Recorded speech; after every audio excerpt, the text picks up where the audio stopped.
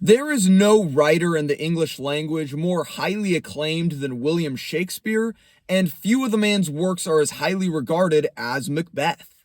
The language may be absurdly archaic, but the play seems to contain depths that I won't even pretend to have fully explored.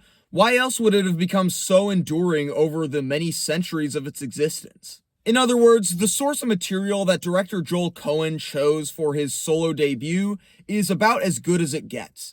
So the only real question in examining the tragedy of Macbeth is whether or not it does the story justice. And I think the answer to that question is a resounding yes. There are really only a few elements that you can control when you're making a Shakespeare adaptation. First, you have the technical and visual presentation of the story, and second, you have the way the actors perform the characters. And on the first count, I think this movie knocks it out of the park. On the second count, it's not quite as great, but I think it still mostly works. The visual style of this movie is right up my alley because I am a sucker for the imagery of German expressionism. Throw in some austere architecture with some deep shadows and wide open spaces, and you're basically guaranteed to steal my heart. This movie has multiple scenes that I want to just screenshot and put on my wall because they're just so breathtaking to look at. I genuinely think this is one of the most visually stunning films of the decade. The movie also has this great surreal atmosphere. It feels both confined like a stage play, but also big and epic due to the design of the sets. The camera angles emphasize this sense of mystery. There's all these dark corners where you can't see what's going on. Maybe the shadowy enclaves go on forever, or maybe they just dead end into a wall.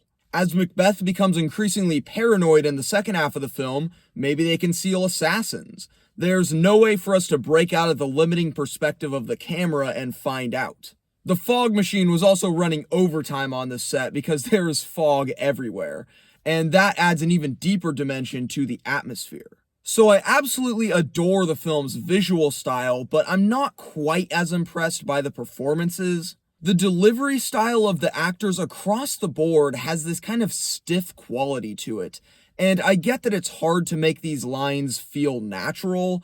I wouldn't blame the actors for falling short of that goal occasionally, but the wooden acting style seems to have been a deliberate choice here that I don't love. Still, Joel Cohen has assembled an impressive team of performers here, especially Denzel Washington and Frances McDormand. I personally would have preferred a more naturalistic interpretation of the dialogue, but for what they've been instructed to do, these actors do about as well as you could have hoped for them to. The Tragedy of Macbeth is a very impressive Shakespeare adaptation that, yes, is a little bit too stiff for me at times, but is still undeniably magnificent. In my opinion, it's a light 9 out of 10.